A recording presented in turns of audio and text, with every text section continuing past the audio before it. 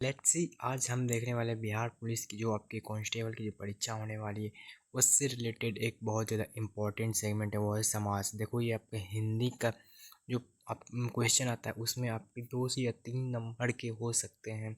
ऐसे previous year question की बात करें तो ये 2 से 3 मार्क्स आपको दिला सकता है। तो हिंदी और इंग्लिश दो ऐसे सेगमेंट है जिसे आप एक बार अच्छे से कर लेते हो तो 10 से 12 क्वेश्चन आप सही टिक करके आ सकते हो एग्ज़ाम में।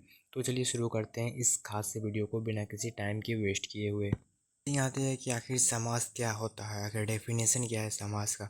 तो देखो समाज का अर्थ होता है संक्षेप में, यानी कि बहुत ज़्यादा छोटा से छोटा। आप मान लीजिए आपको कोई वर्ड दिया गया हो उसे आप कितना ज़्यादा छोटा में बता सकते हो, वही हमारा हिंदी के अंदर समास होता है। इसका डेफिनेशन की बात करें तो इसका डेफिनेशन हो जाता है संक्षेप में दो या दो से अधिक शब्दों के जोड़कर बने छोटे शब्द को हम समास कहते हैं। जैसे एग्जांपल आप देख सकते हैं राजपुत्र, यानी क्या है वो राजा का पुत्र है। राजा का पुत्र ना बोलकर हम उसे राजपुत्र बहुत ही छोटे शब्दों में बता सकते हैं। यहाँ देखिए दूसरा डेफिनेशन क्या है, जब दो या दो से अधिक शब्द मिलकर एक नया शब्द बनते हो जिससे एक पद के रूप में प्रयोग किया जाता हो उसे समास कहते हैं। सिंपल से यही बात हो रहा है। जैसे गंगा जल को हम बोल सकते हैं गंगा का जल, यानी कि जो गंगा नदी है हमारी गंगा माता होती है उसके जो जल होते हैं उसे हम गंगा जल कह सकते हैं। तो उसको छोटे से छोटे रूप में हम जितना बता सकते हैं उसे हम समास कह सकते हैं। आपको एग्जाम्पल में दिख सकता है चौराहा, मतलब 4 राहों का समूह। आप वहाँ 4 राहों का जो मिलन पॉइंट होता है उसे ना बोलकर आप सीधा चौराहा बता सकते हो। यही हमारा समाज कहलाता है। आई होप आप समाज का डेफिनेशन समझ गए होंगे। समाज का डेफिनेशन सिंपल में है, सबसे छोटा सा छोटा रूप। दो चीज़ अगर मिल जाती है तो उससे जो छोटा चीज़ बनता है हिंदी में उसे हम समास कहते हैं।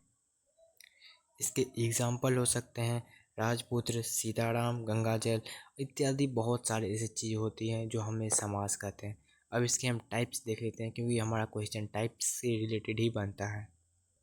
इसके टाइप्स की बात करें तो इसके टाइप्स हमें हिंदी में मुख्यतः 6 प्रकार से देखने को मिलते हैं। यानी कि हम यह कह सकते हैं कि समास के कितने प्रकार होते हैं, तो 6 प्रकार हो सकते हैं। यहाँ से आपके क्वेश्चन भी बन चुके हैं एग्ज़ाम में कि समास के कितने प्रकार होते हैं मुख्यतः, तो वो होते हैं 6 प्रकार की। और कौन कौन से होते हैं उन्हें हम एक बार अच्छे से देख लेते हैं। देखिए पहला है तत्पुरुष समास। देखिए तत्पुरुष समास क्या होता है उसे हम समझ लें उससे पहले हम एक बार पहले देख लेते हैं आखिर कौन कौन से समास होते हैं। पहला तत्पुरुष समाज है, दूसरा द्वंद्व समाज, उसके बाद आता है बहुब्रीहि समाज, फिर आता है हमारा द्विगु समाज, अवयवी समाज और कर्मधारय समाज। अब एक एक कर हम इस सभी को देखते हैं। तो पहला है हमारा तत्पुरुष समास। आखिर तत्पुरुष समास क्या होता है? तत्पुरुष समास कहने का मतलब है कि पहला शब्द जो है हमारा वो दूसरे की विशेषता बताता हो। जैसे उदाहरण स्वरूप यहाँ पे दिया गया है रथ चालक।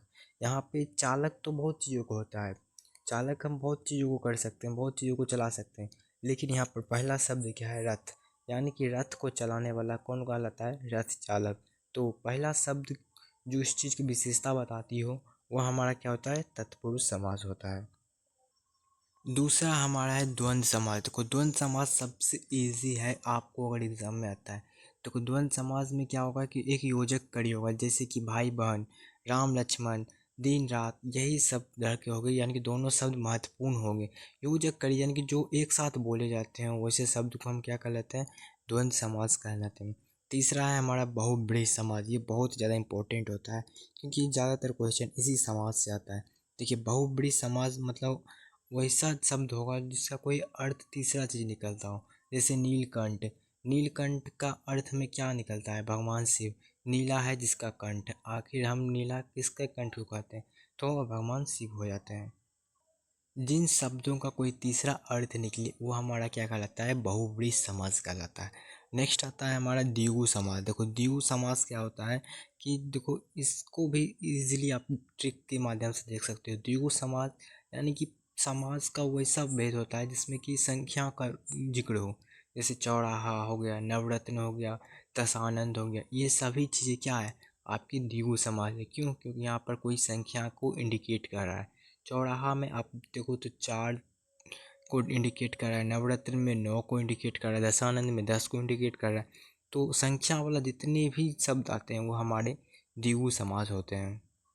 नेक्स्ट हमारा है अवयवी समास। अवयवी समास में देखो उसको भी ट्रिक्स के माध्यम से आप पहचान सकते हो। अवयवी समास का पहला पद क्या होगा? प्रधान होगा। पहला पद ही मेन चीज़ होगा। जैसे प्रतिदिन, आप दिन तो बार बार आता है लेकिन प्रति लग गया वहाँ पर, तो क्या हो गया हमारा? प्रतिदिन हो गया। ठीक है। अगला है हमारा कर्मधारय समाज। कर्मधारय समाज में क्या होता है कि पहला शब्द जो है वो किसी गुण को बताता हो, किसी विशेषण को बताता हो, वो हमारा क्या कहलाता है? कर्मधारय समास। जैसे नील कमल, यानी कि कमल तो है लेकिन वो कैसा है? नीला है। तो पहले नीला क्या हो गया? हमारा पहला विशेषण हो गया। तो हमारा ये क्या हो गया? कर्मधारय समाज। आई होप आपको वीडियो पसंद आया होगा, तो प्लीज़ लाइक करना और अपने दोस्त में ज़रूर शेयर करना। अगर समझ ना आए तो फिर से रिपीट करके वीडियो देखो।